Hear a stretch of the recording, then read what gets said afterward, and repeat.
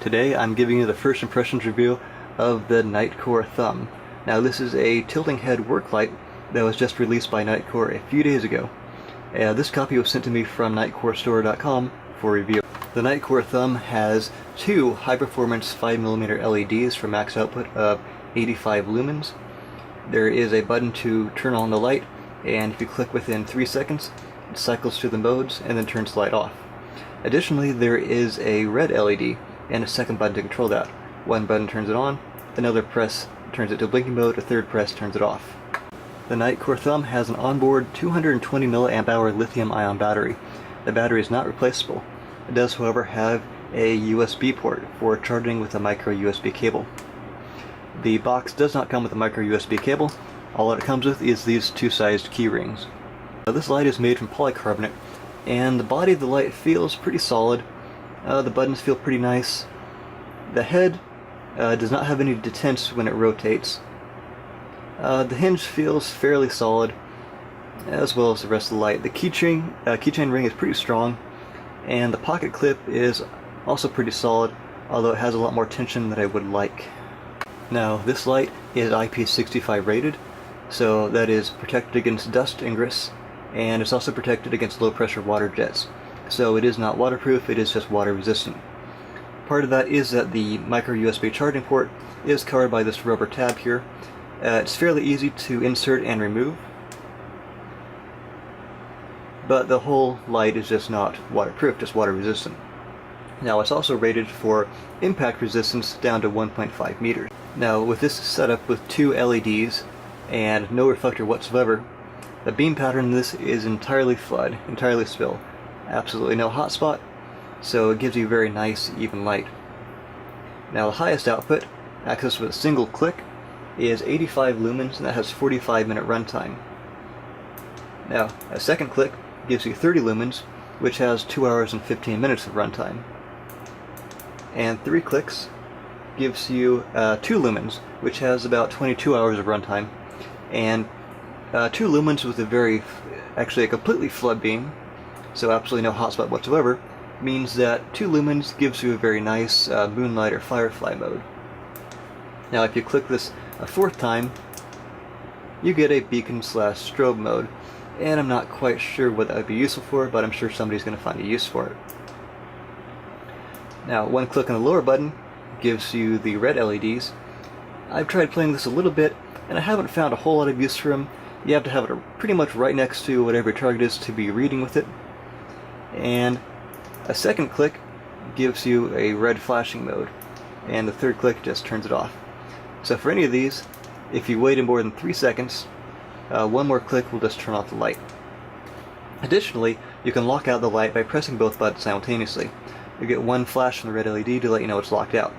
At this point, either of these buttons will turn on the light. A second simultaneous long press will reactivate the light.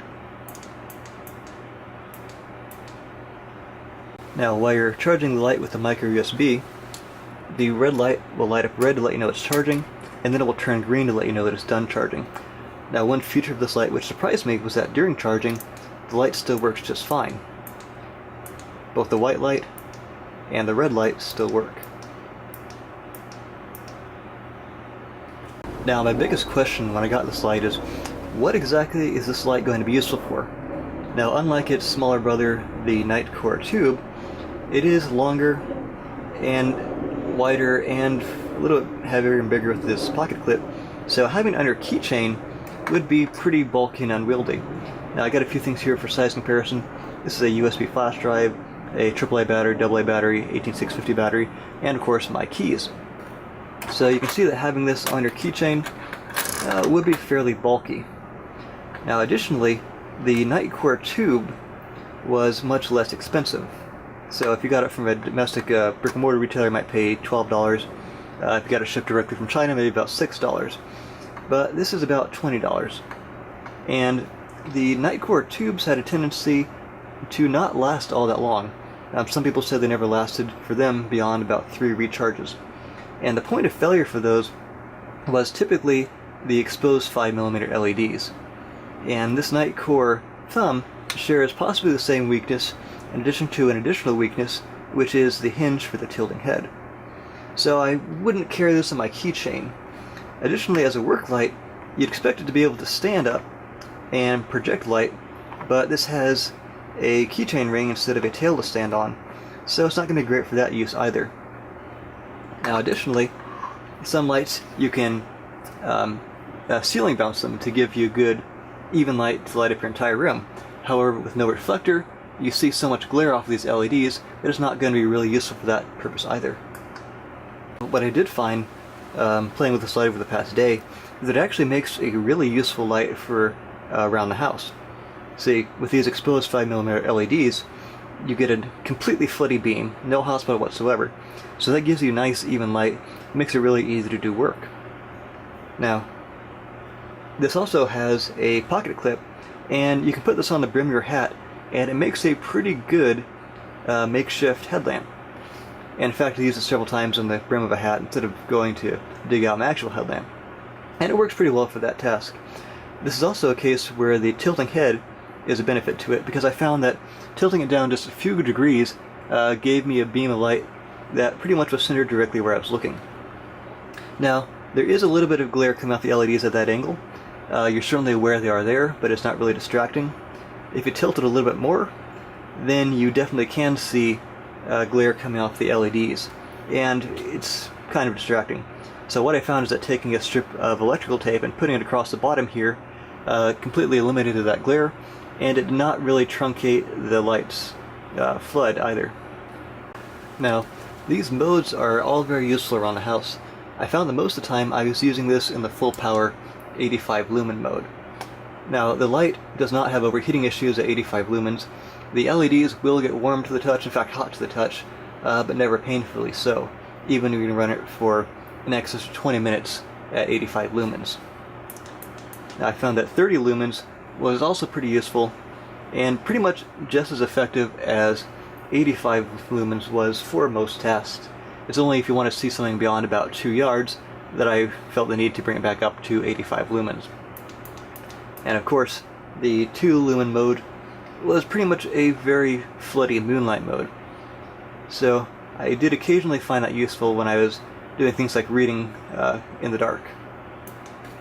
In fact, the moonlight mode is so useful that I haven't really found a need for the red LED light yet.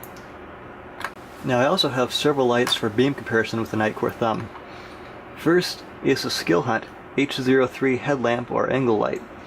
Now, the Skill Hunt H03 that I have is the F model, which has a orange peel reflector for a slightly throwy beam, but it also has a diffuser. When you flip it over, you get a pretty floody beam, which is fairly similar to the Nitecore thumbs.